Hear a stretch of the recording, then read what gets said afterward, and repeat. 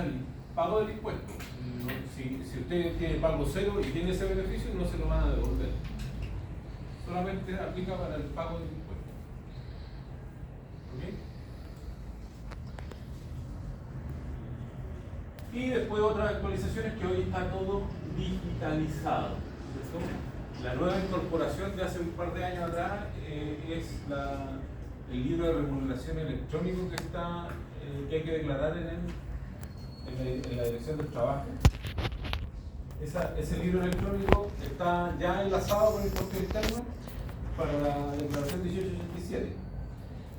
Entonces, cuando nosotros nos equivocamos en hacer la declaración 1887, el libro de remuneración electrónico nos acusa.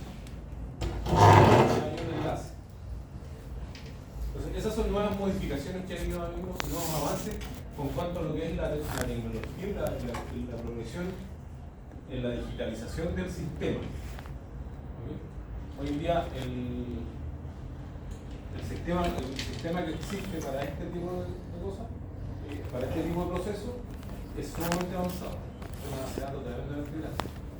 Imagínense que está todo Chile haciendo factura, está revisando, escuta, bajando, el sistema es bastante robusto en ese sentido. ¿Okay?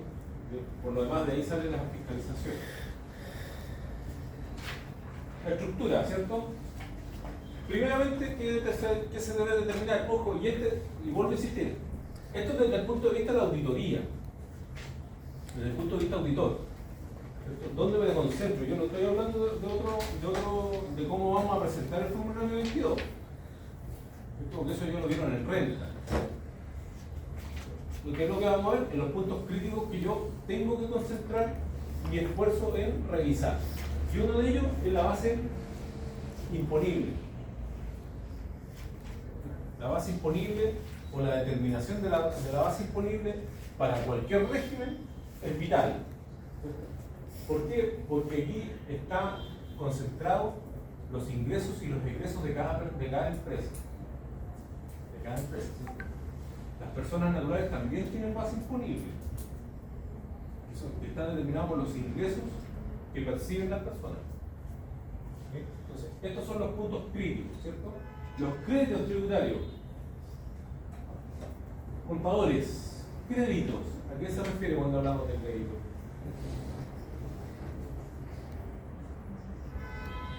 Ahí levanto la mano, ¿no? ¿Levanto la mano? ¿Préstamo de banco? ¿Préstamo de banco? No. Exacto, son saldos a favor. Cuando hablamos de créditos contablemente, por eso les dije contadores, ¿dónde están los contadores? Contablemente un crédito, ¿qué es lo que es? Es un saldo a favor.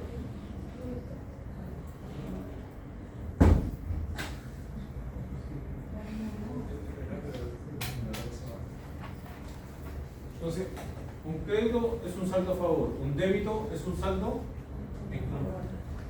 Entonces, cuando hablamos de créditos tributarios, estamos hablando de lo que podemos aplicar. Y como por ejemplo, un crédito tributario es el beneficio del 889, el beneficio del 889 o el beneficio del hijo estudiante. Estos son créditos que nos permiten rebajar la base imponible, que no son de función efectiva, sino que son solamente créditos. ¿Se entiende? Sí.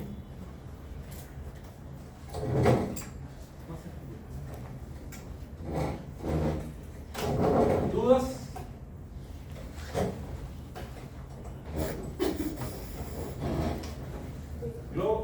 ¿Dudas?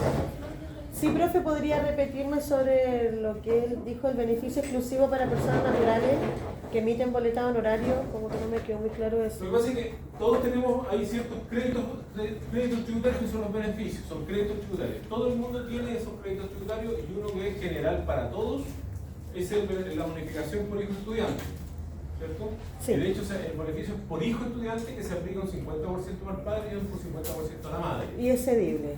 Y es cedible entre sí, o sea, hay un poco de planificación para, por ejemplo, que el papá, la mamá no trabaje ¿cierto? Puede ceder el 50% al papá para que él pueda ocupar la bonificación íntegramente, ¿cierto? El crédito en su totalidad. Dígame. Dígame. ¿Se presentó un miembro?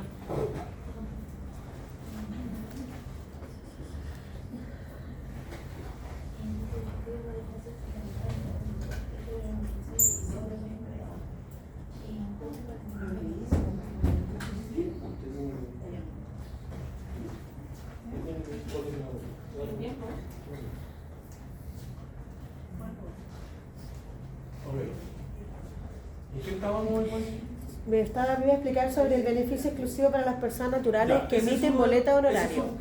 es un crédito que es general para todos, ¿cierto? El 889 también es un crédito tributario que también es general para todos los trabajadores, principalmente para los trabajadores que están en zonas extremas, ¿cierto? El Santiago no tiene el 889, de hecho no lo conoce. Hablaba con contadores de Santiago y no tienen ni idea del 889, ¿cierto? Las bonificaciones son extremas. Y luego tenemos el beneficio para los emisores de boletas honorarias, personas naturales que emitan boletas honorarias, ¿cierto? Que pueden deducir de su base imponible el 30% como gasto presunto. ¿Se entiende? Sí. O sea, lo que pasa es que la ley especifica que el 30% es acorde como gasto para generar la renta que produce un emisor de boleto honorario. ¿Se entiende? Sí. Es como el costo de venta.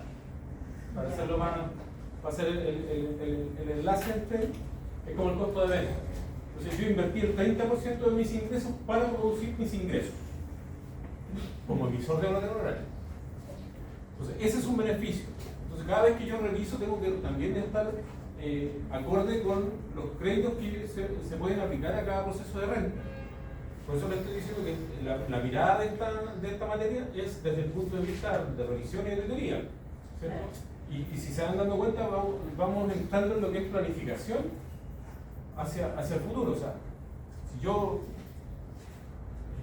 si la esposa no trabaja, ella aún así tiene el beneficio El hijo que estudia. Claro, el beneficio de estudiante. Si ella no cede, ese beneficio se pierde. Claro. Ahora, yo he tocado casos que han llegado mujeres que dicen que no, porque no quieren darle ni un peso al marido. Sobre todo los que tienen problemas con deuda de pensión de alimentos. Sobre todo los que tienen función alimenticia. Entonces, que no, bajo ningún motivo le hace ver a nadie, aunque importa que te le pierda. Aunque lo pierdas. Claro. No hay conflicto. Exacto, pero eso es materia ya más personal e indistintamente el beneficio se pierde. Claro. No es acumulable, es solamente cedible, pero no es acumulable. Profesor, ¿el beneficio del hijo que estudia es hasta la universidad? No. ¿No? Sigue solamente hasta la enseñanza media, ¿cierto? Sí. Y tiene que estar el colegio acreditado. Claro. Si el colegio no está acreditado, no tampoco. Claro, porcentaje de asistencia, si no, no sirve. Y hay tope de ingresos a ambos padres, pero el beneficio es para todos. Claro, ahí hay un tema puntual. Nosotros había escuchado que iban a hacer un cambio de este beneficio que iba solamente después beneficiar al que tenga la custodia o la tutela de los niños. No sé, no he escuchado de eso. Debe ser un proyecto. Creo que vaya a ser un proyecto. Cuando son proyectos, la verdad, es cosas que no nos pesco mucho porque muchas veces uno se preocupa Dicen y no pasa nada. y no pasa nada. Entonces es mejor esperar que se aprueben las leyes para poder considerarlas. Igual informarse no es malo, pero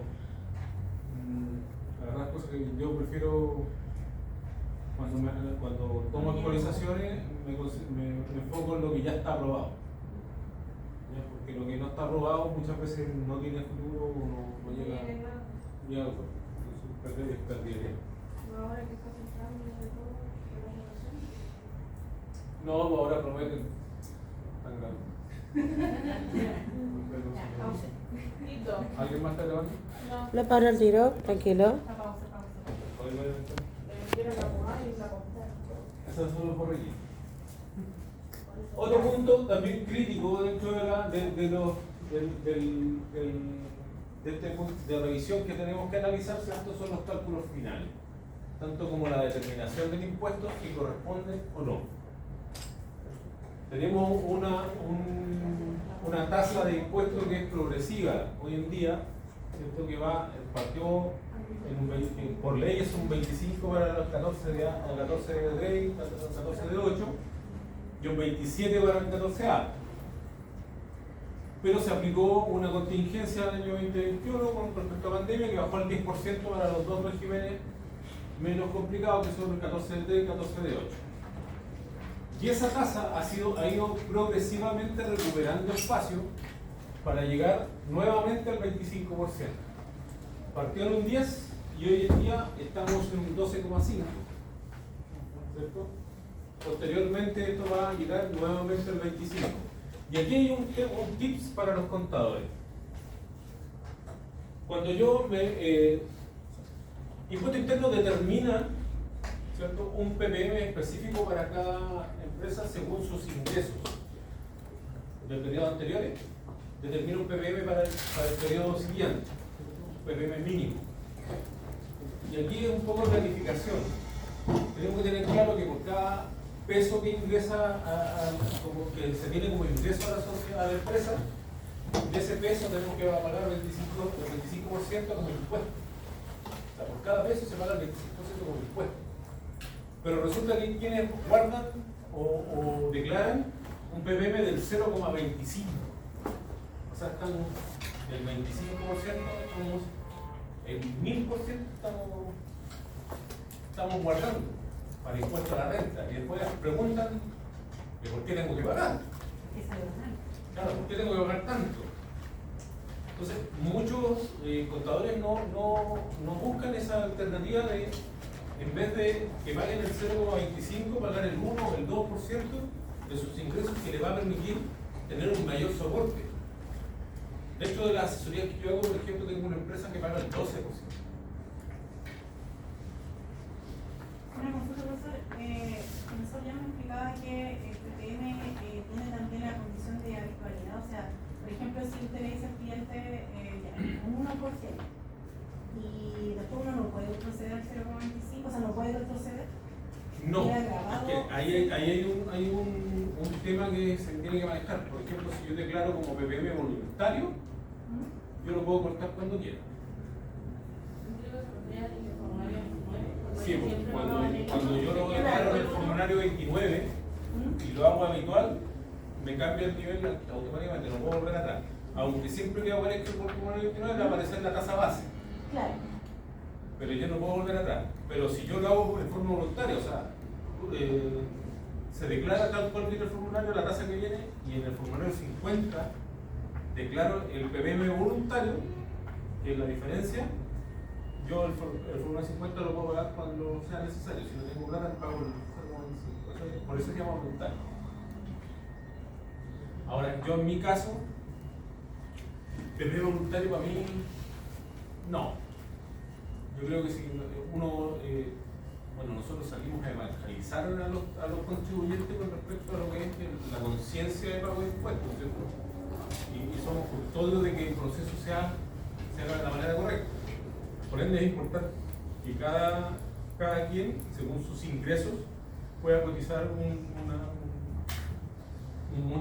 porcentaje que sea acorde con su impuesto a final de año.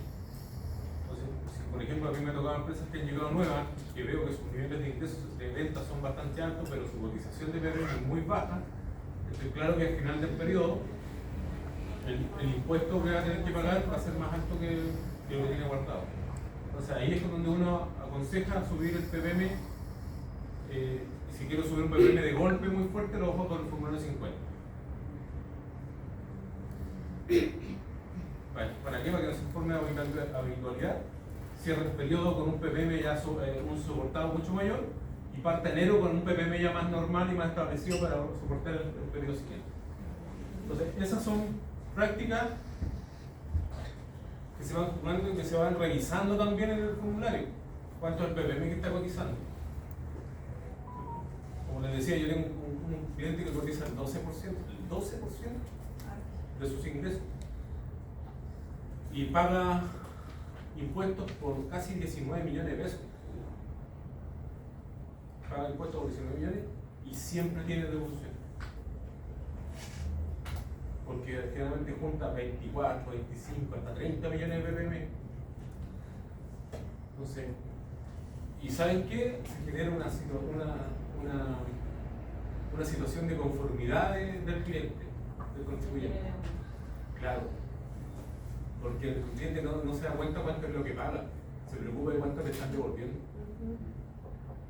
Y cuando al viejito, cuando le dicen, no, te tocó devolución de 9 millones, 9 millones, nos invita hasta a comer. Claro, me invita a un asado, vamos a comer para celebrar los 9 millones.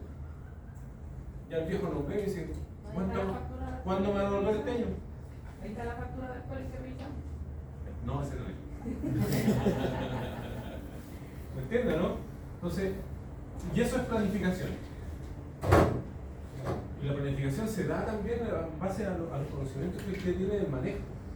Si vamos viendo punto a punto, como digo, puntos principales, base imponible, yo sé que tengo que calcular la base imponible para determinar el impuesto.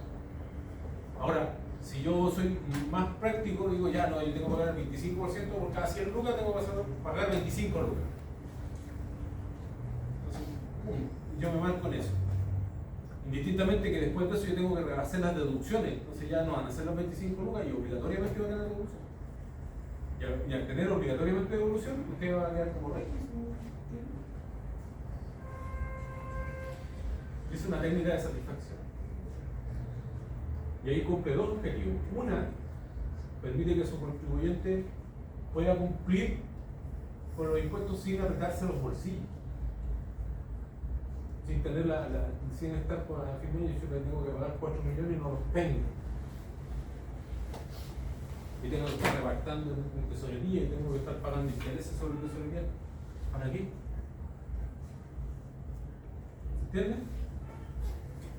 Otra técnica, por ejemplo, también es controlar los gastos. Por ejemplo, yo tengo la política de 5.000 pesos hacia arriba, factura. 5.000 pesos, factura. No importa que valga más el papel que la factura, pero factura. Bajo los 5.000 pesos, un control de boleta, un control interno de boleta. Y eso se genera como gasto general y eso rebaja la base imposible. Y esas son planificaciones que se generan.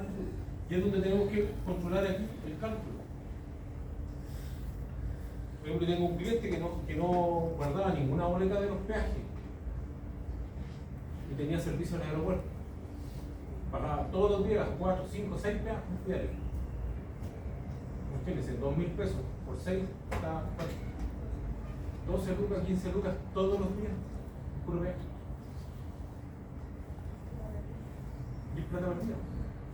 Cuando yo puedo declarar el gasto general del peaje. Y declaro el peaje como gasto general y rebajo, ¿qué es lo que rebajo? La base imponible. Por ende voy a deducir impuestos. ¿Se entiende dónde tenemos que observar para poder entender cuando realizamos una revisión en una auditoría de la ley? Lamentablemente no tengo las capacidades para que ustedes hagan una auditoría real, porque es información que es delicada. No la puedo entregar toda, ¿cierto? Por lo demás, preparar una auditoría, tengo que traer el registro de compra-venta, factura y traer todo. Sería sumamente complejo, me gustaría, pero va a ser complejo. Pero la idea es darle una orientación en cuanto a dónde tienen que observar. Lo hablamos en las primeras clases, ¿cierto? Que tenemos que tener una visión analítica. Como contador, como auditor, ustedes ya están en la etapa de la auditoría. Como auditor ya tienen que tener una visión analítica. Tienen que entrar a cualquier lugar y tener su visión tiene que ser analítica. Analizar, observar, medir. En los carretes de contador se pelean la boleta. Todos se pelean la boleta. ¿Quién la recibe? En realidad se pelean, no la recibe. ¿Ok? Entonces, determinar el cálculo, realizar los cálculos, revisar los cálculos finales es sumamente importante para saber si están bien aplicados tanto la tasa de impuestos que corresponda al régimen tributario que se está aplicando o a la determinación de algunos, tanto la base imponible como los créditos tributarios. ¿Cierto? Para los particulares, por ejemplo, las boletas honorarias de retenciones por ingresos honorarios, ¿cierto? ¿Qué beneficios tenemos? La renta presunta, ¿cierto? El gasto presunto y para el contacto, lo tenemos más. Pero aquí está soportado por un 14, hoy en día por un 14,5% de la retención. Además, esto está siendo golpeado fuertemente con una nueva modificación de la ley 2110 con respecto a lo que son las cotizaciones provisionales,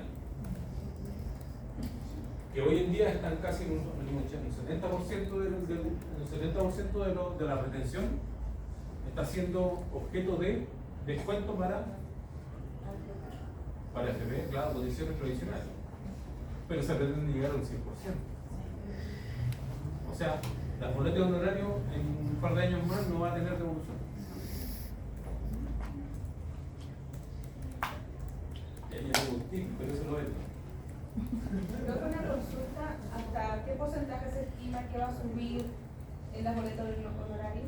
Al 17%. A 17. ¿Y de ahí se va a mantener? No se sabe todavía porque no hay nuevas modificaciones. Tienen que tener claro porque, por ejemplo, el próximo año cambiamos gobierno y junto con el cambio de gobierno hay modificaciones tributarias. Entonces, ese es el gran cáncer que tenemos nosotros los contadores, de que cada 4 años, dependiendo del gobierno, tenemos que estar actualizándonos en las normativas y en las modificaciones de la ley tributaria. Aunque no son muchas, pero son considerables. Entonces, hay que estar constantemente. Ustedes están estudiando hoy en día para formarse como contador, como auditor, pero cuando egresen van a tener que estudiar igual para mantenerse actualizados y mantenerse al día. Claro que es mucho menos el costo de mantenerse actualizados. Acá tenemos también ingresos generados por enajenación de bienes raíces. Creo que es una enajenación de bienes raíces. ¿Tener alguna propiedad? Cuando hablamos de enajenación hablamos de ventas. Sí, las ventas. Cada uno tiene un tope de 8.000 UF. Sí, 8.000 UF. Para vender vender o comprar sin pago de impuestos. Posterior a esas 8.000 UF, si usted vende 3, 4 propiedades y excede las 8.000 UF, empieza a pagar el impuesto por la diferencia. Y eso no es un fondo renovable. Quiere decir que si usted se gastó las 8.000 UF en un año, para el resto de su vida hay que pagar el impuesto cada vez que vende una propiedad.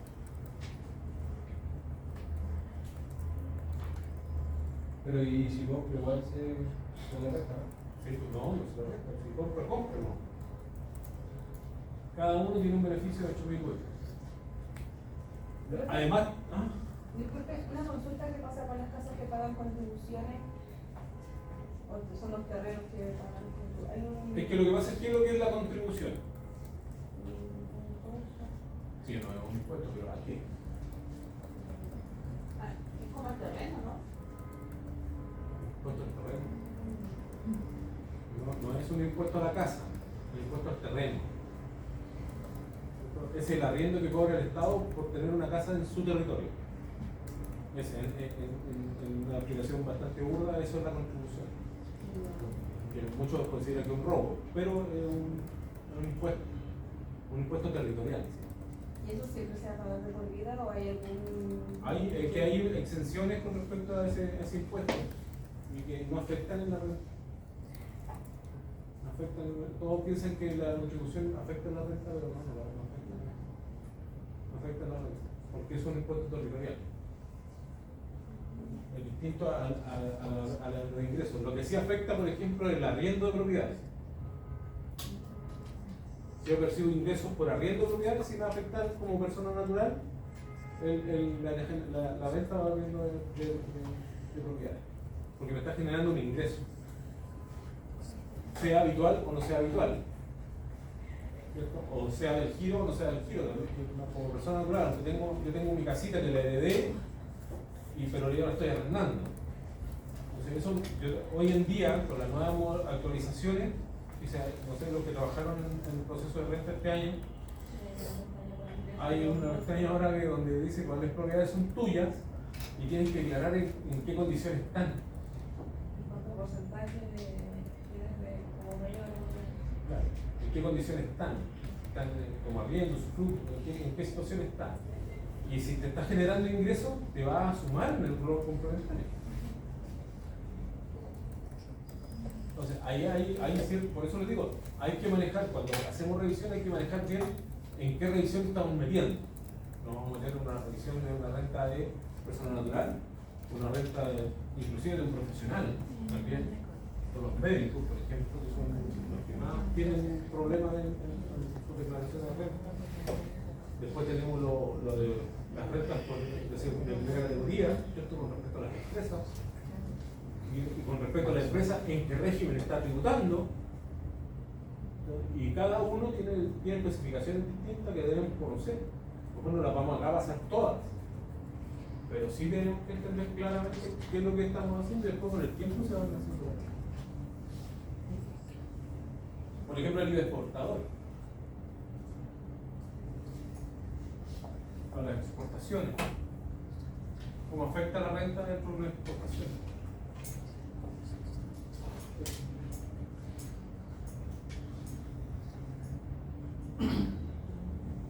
Aquí tenemos, por ejemplo, el régimen 14A, que es el régimen más severo, digamos, dentro de todos los regímenes, el más estricto en cuanto a la tributación, que tributa con una tasa de un 27%.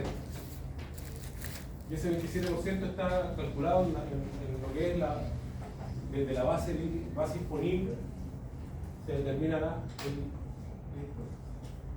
tiene ingresos diferidos, son campos dedicados especialmente a amortizaciones que se declaran en base a diferencias entre una tributación y otra.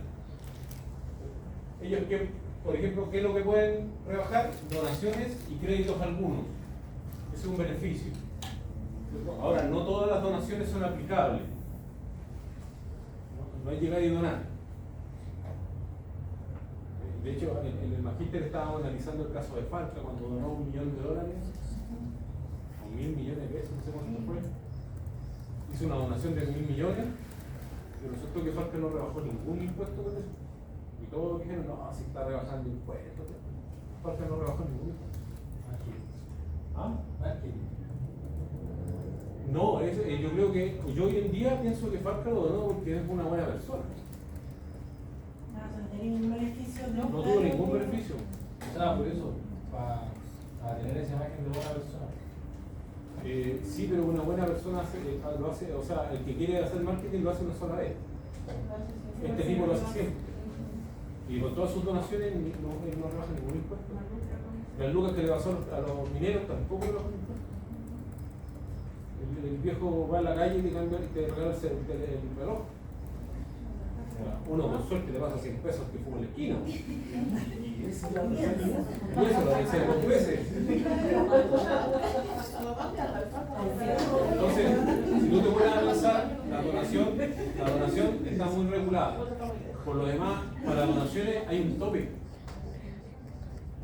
Hay un tope, no es llegar y donar. Los 1.000 millones que donó Falca, si hubiesen sido deducibles, no hubiesen sido deducibles los 1.000 millones. Porque hay un tope, según sus ingresos hay un tope. Y ese tope está determinado, creo que son 5.000 UF, una cosa así. Si se te pasa de las 5.000 UF, no. Tu donación, no sé, el resto no, ya sin impuestos. Y por lo demás hay un proceso para la donación, hay unas declaraciones que hay que hacer un sistema bastante engorroso para la donación, pero es un beneficio. Entonces, donar a un colegio es distinto que donar a un club deportivo. O donar a una institución específica, como por ejemplo de salud o estas instituciones que ayudan a personas enfermas, ya sea del cáncer, del seno. Por ejemplo, donar a los niños con cáncer. Claro. ¿Ellos tampoco tienen el beneficio tributario por esa donación? Ellos sí, pero por un porcentaje, no por un total, o sea, toda la donación total. Ahora, por ejemplo, cuando ¿alguien me puede explicar qué pasa con la donación de 5 pesos, 1 peso que uno hace en el supermercado, ¿tributariamente cómo afecta? No. No, porque la aplicación de 5 pesos por todas las ventas del día, 5 pesos por por toda la cuánto? casa.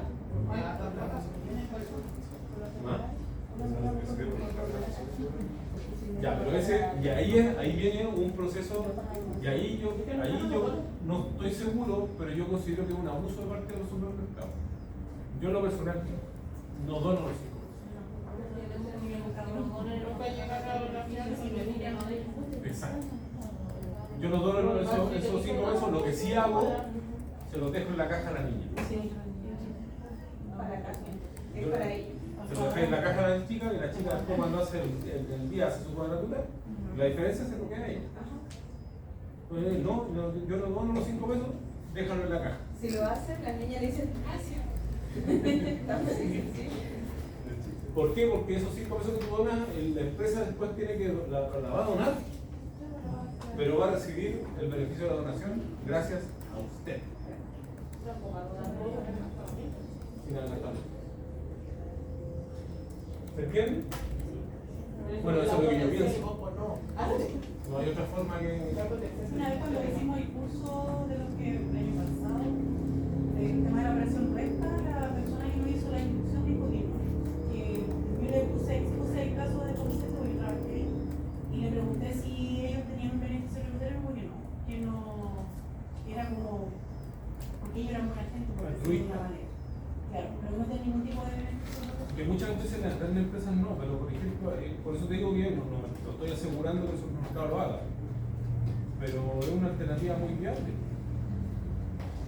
Porque ellos si bien esos dineros ellos los contabilizan, esos 5 pesos que ustedes dejan, están contabilizados valga la redundancia, la contabilidad de la empresa.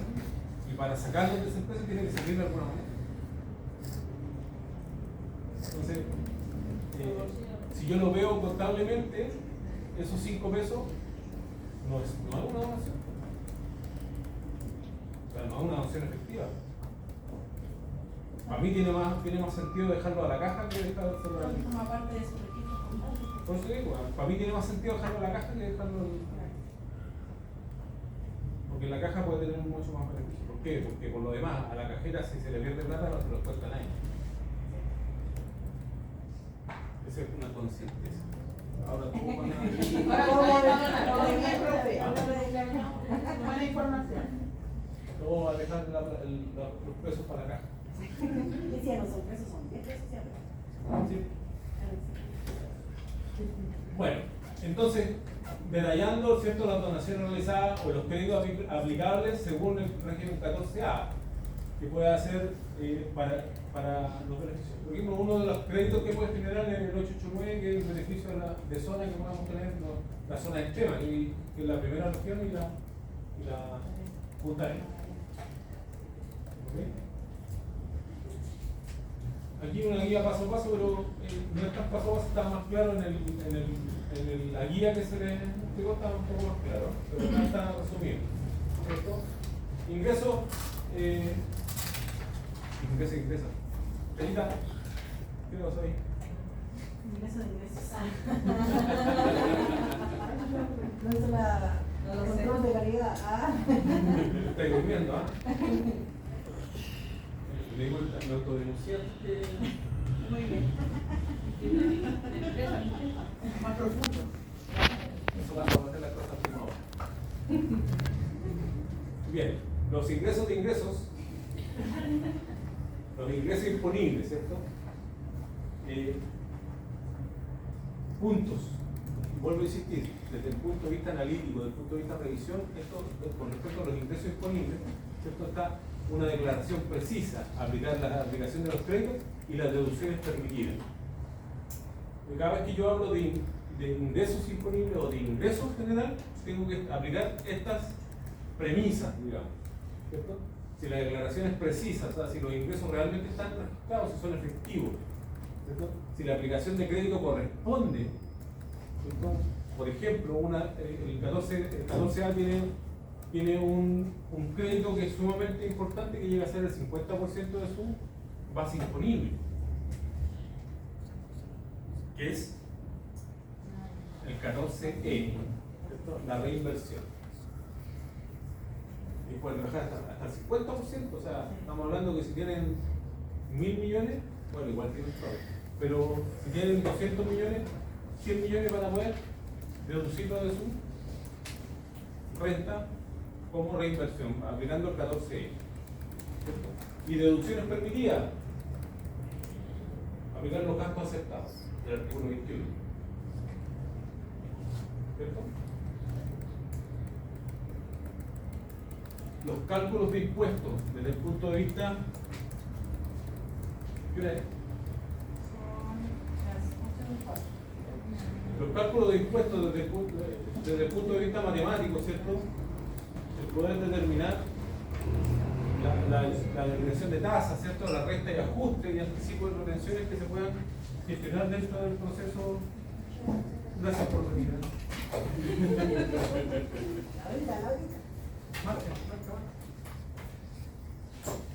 Ya, y ahora salen una hoja, vamos a hacer la prueba. No.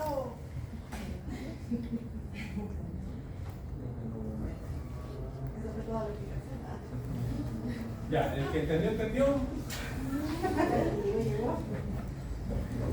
¿Ok? Entonces, este es otro punto, otro factor importante dentro del proceso de revisión del Fórmula 22. ¿Cierto? Ahora, informaciones relevantes, ¿cierto? Como la declaración de enajenaciones, incentivos por ahorro, que está establecido en el 14E, o los registros de donaciones. Porque cada una tiene sus especificaciones puntuales. No sé si vieron ustedes cómo se calcula el incentivo al ahorro. En resta tienen que haberlo visto, lo pasa sí o sí. En realidad no es el 50-50 exacto. Siempre Eso mismo es que ahora yo me acuerdo, pero sí me hizo para calcular y todo. Sí. Pero es materia pasada. materia basada, materia olvidada. Van a pagar esos errores cuando tengan que Cuando hacer. hable leche, te voy a papá. Ya. No. Tienen que haber visto también el registro de donaciones, ¿o no? No, esa no. Tarea para ti. Que lo llamo, ¿eh? Soluciones tecnológicas, que es lo que hoy en día tenemos, y hablamos un poco de la digitalización del sistema, ¿cierto? El llenado automático, las famosas propuestas que presenta el Servicio de Impuesto Interno, son soluciones que vienen desde este punto de vista de la digitalización de la información. Entonces, toda esa digitalización de información también está sujeta a errores.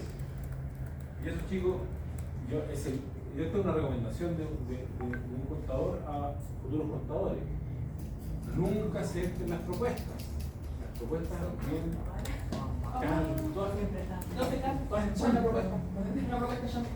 todas chantas. No hay propuesta buena.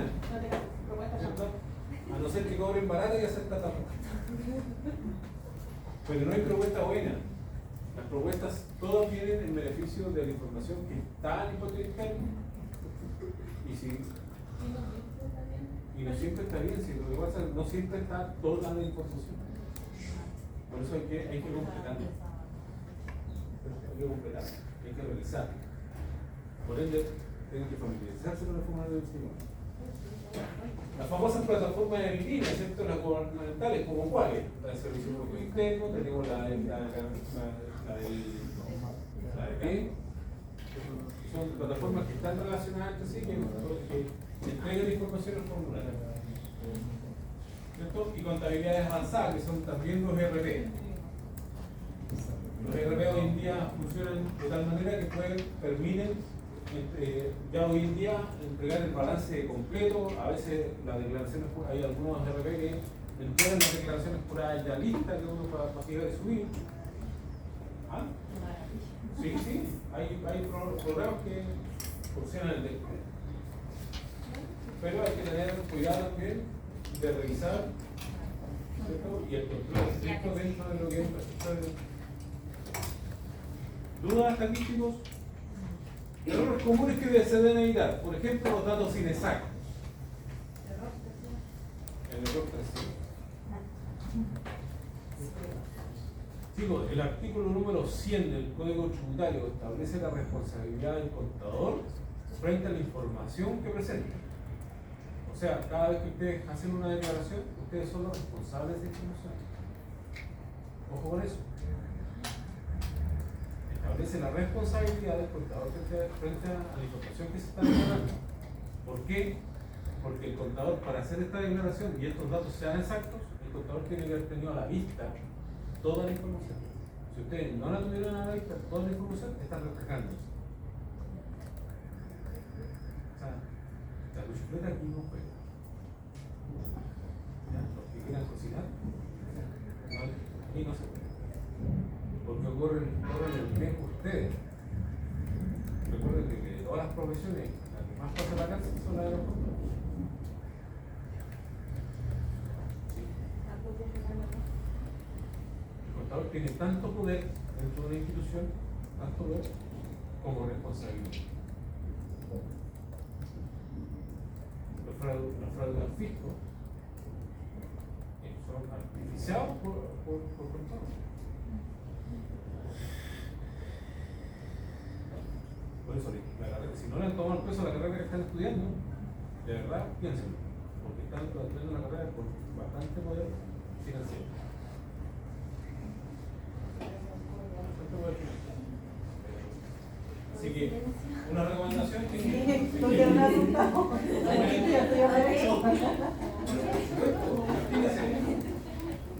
Imagínense de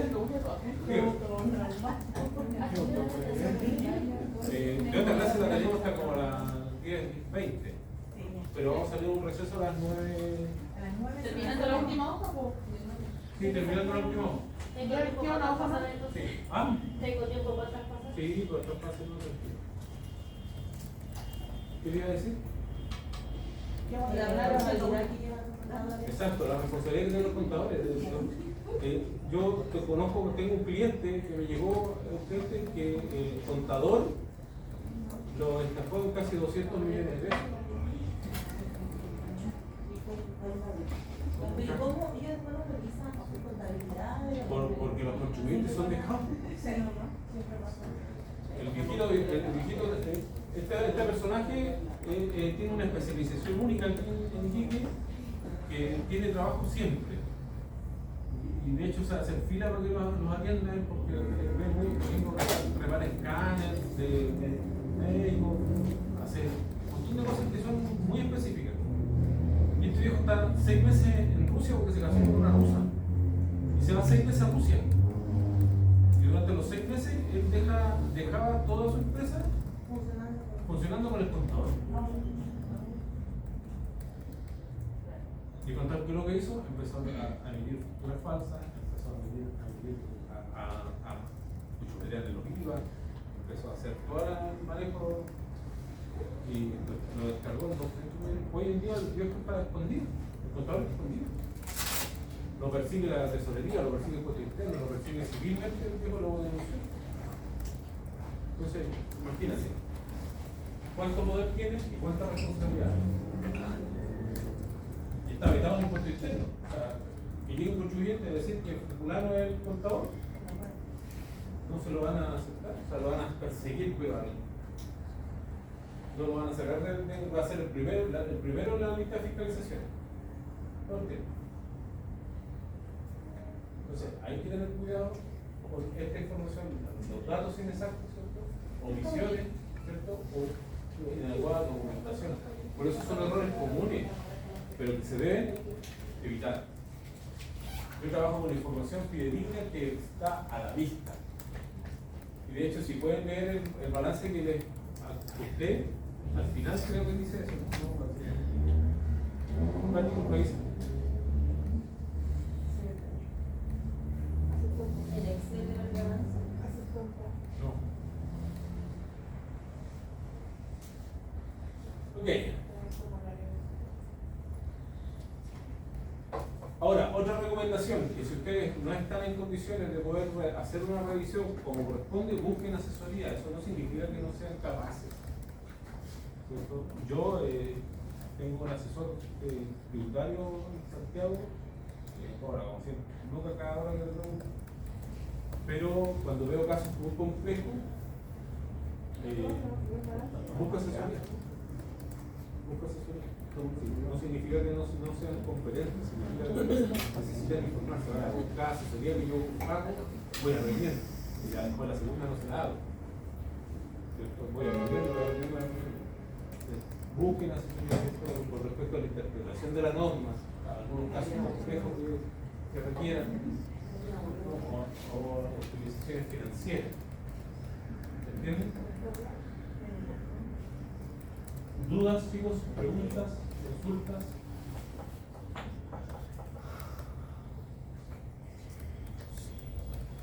¿Ya?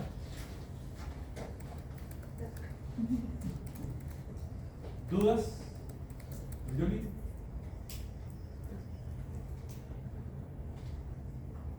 Ya. Después del receso vamos a hacer una actividad. Ya sí que voy a decir que se agrupen.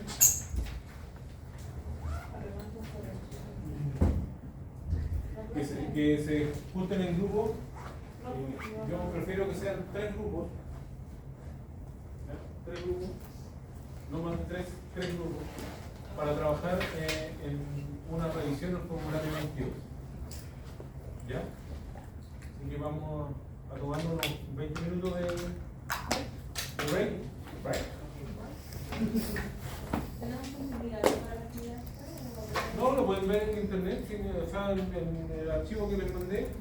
Le mandé un Excel. ¿No está el balance? No, No había balance, no sé cómo está. no, si el balance está en la guía. Al final de la guía está el balance.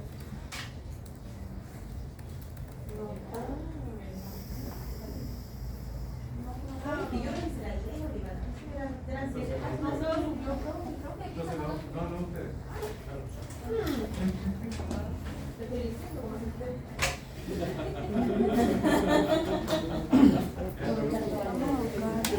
Ya.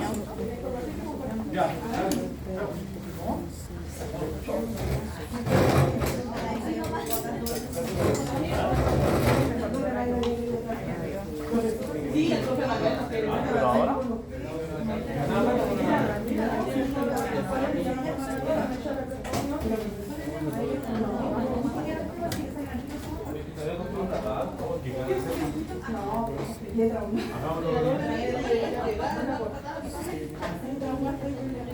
Hagámoslo realidad.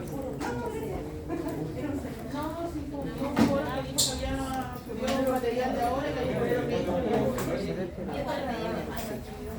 el foro que necesitábamos el formulario Ya, ¿no quieres salir al frente? ¿Va a dejar cerrado? No, ponete la cabeza. Ah, ya. Rafa, te necesito más gente.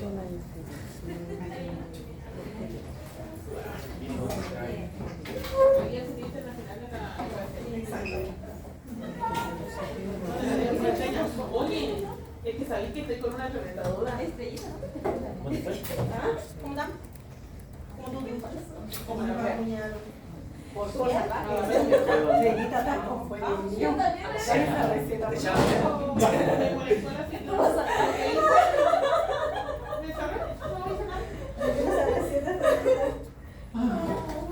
Oye, Rafa, También. es que sabéis qué? Vi la palabra militar y me entretuvo el tipo que estaba interpretando porque era ya con los tampones y la wea. Traducido al tambor. Yo decía, weón, te había terminado con el puro tipo, ¿cuánto baila? Casi bailar, no sé. Tiene que ser como tan cuando escucha una banda. Eres muy extraño. Sí, es que Llegas a ser molesto. Yo decía, güey, que pongo la mala militar para que Rafa la interprete igual. no, yo no trabajaría en eso. Porque lo encuentro una redundancia. Es una redundancia, pues si el sordo está viendo cómo tocar los tambores, está viendo cómo marchar, y el intérprete está haciendo exactamente lo mismo. Sí, pues, cuando decía así, Y el como así, intérprete no va a hacer como que... cuando tocaba los clarines. No sé cómo... Encuentro que es un gastadero de plata tremendo ahí para poner la parada de que hay inclusión, pero esa inclusión es para que se venga la gente diciendo, oye, qué bonito es esto", pero los sordos Yo no. me entretuve con los perritos y con el intérprete. Maravilloso lo que es la palabra militar. Eso pasa. Que en realidad la comunidad sorda no ve eso. La comunidad sorda, si es que ve ¿cómo se llama? El desfile, va a mirar así unos segundos el intérprete y después va a mirar a los que están marchando, no mira al intérprete. No tiene sentido que miren No, pues si están viendo las imágenes. Claro. Sí, porque en este caso, bueno, cuando empezaban a cambiar las ramas, ahí como que explicaban a qué se refería la rama. Pero Lo ideal sería que cuando empiezan a hablar, apareciera el intérprete diciendo lo que está hablando el locutor y después desapareciera. Eso sería...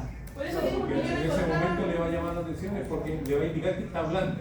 Exactamente, le va a explicar esta rama o estos perros son los perros que son entrenados pues, y ahí le va a decir lo que está diciendo. Están dando información. Sí, porque yo de verdad que lo encontré así como muy impresionante, pero ¿para qué va a tener que estar intentando el ruido tambor de los platillos, que vaya hasta los platillos y yo... Sí, no, sí. ¿Cómo se llama La eso? verdad es que soy muy tímido con el tema de... Les estaba recomendando para... De hecho, sí. Yo te iba a De decir que hecho, fuera sí, para esto. el tema de mucho más.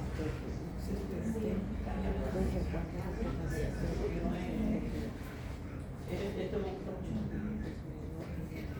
No te viene. Sí, pues yo sé que mi trabajo no va a sacar otro.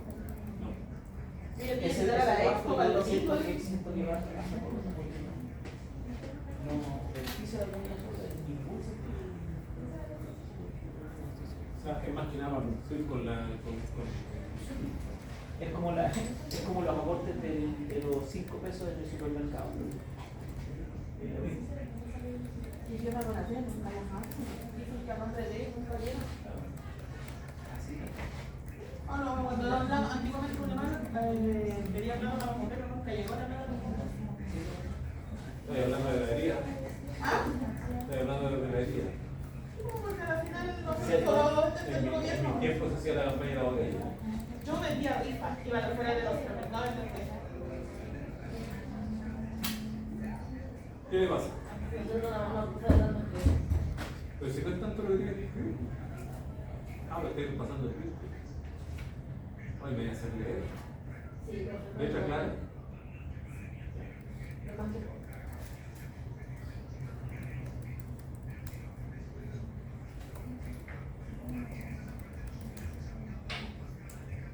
¿Es un emprendimiento?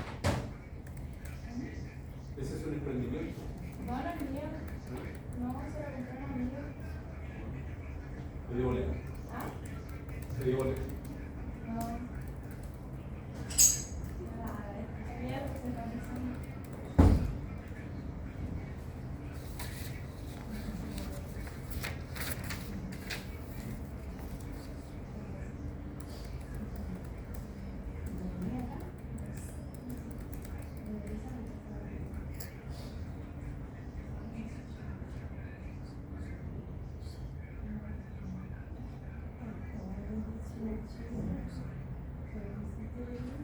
¿Es un muñeco para clavarle alfileres? ¿Ah? ¿Es un muñeco para clavarle alfileres? No, se supone, no sé, yo lo vi, se la compré a mi amiga, así que lo hizo.